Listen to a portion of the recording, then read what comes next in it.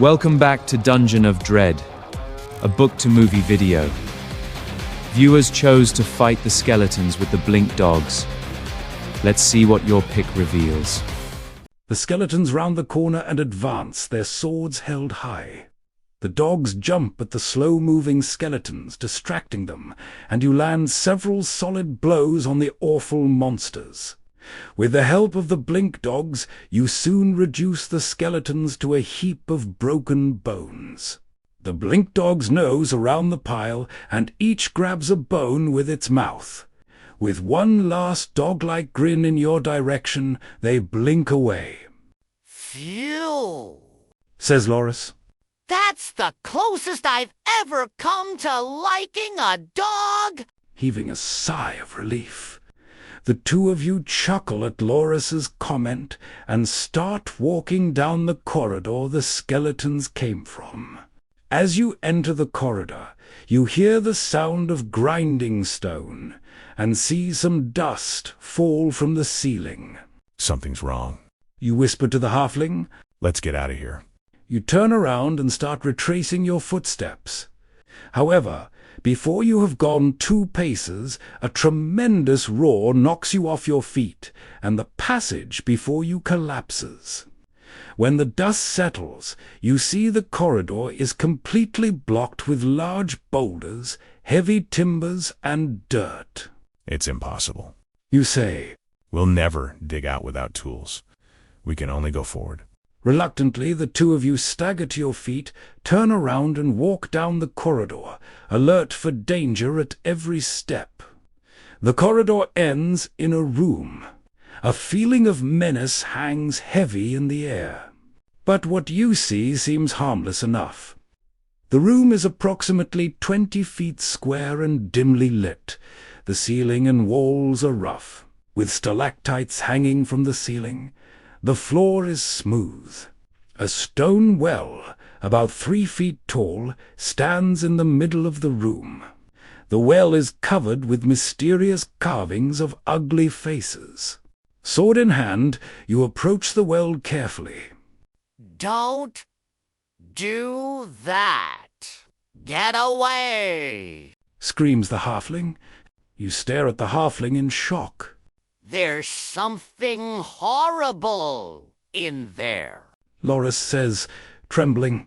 But I can't remember it clearly. Kalman picked me up by my feet and dangled me over the pool.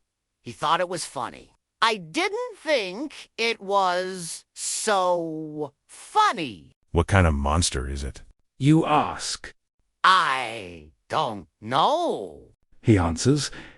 I never saw anything like it before.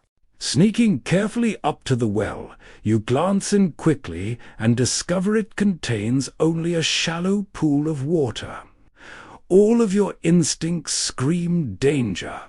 Everything in you says, leave now, but you do not.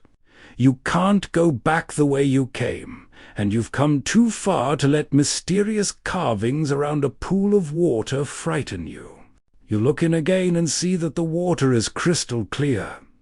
You see a bright gold key on the bottom of the pool.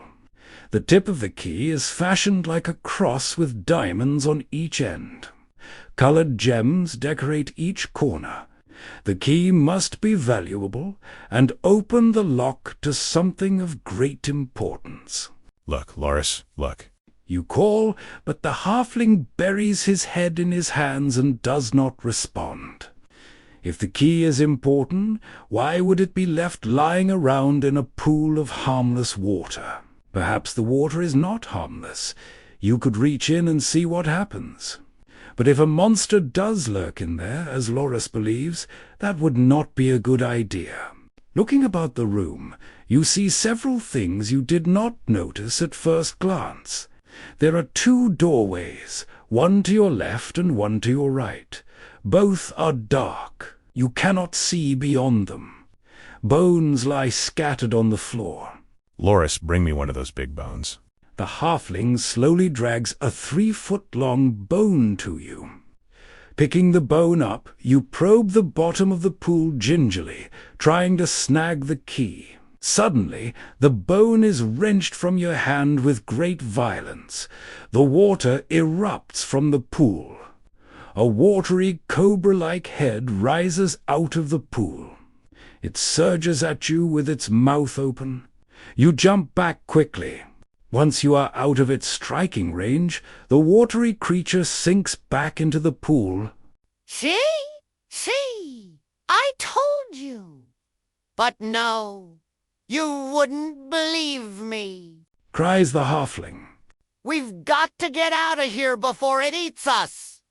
Calm down. You say? It can't get us as long as we stay here. It's a water weird, a snake made out of water. It can't leave the pool. I've heard them mentioned in old stories, but I thought they were never real. It looks real enough to me, Says the halfling, his teeth chattering. You are silent as you try to remember all you have heard of water weirds. You know they will attack any living thing. It drags any creature it strikes into the pool to drown it. Weapons rarely hurt the monster. 1. If you decide to leave, you may leave by the doorway on your left. You notice a cool breeze blowing from this doorway. If you choose this route, put a 1 in the comment section of this video. 2. Or you may leave by the doorway on the right.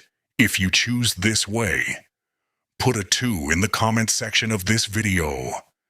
3. If you decide to stay and try to get the mysterious key, put a 3 in the comments section of this video. This is DREADMOOR, your dungeon master. Thank you for tuning into the Dungeon of Dread. Endless quest book.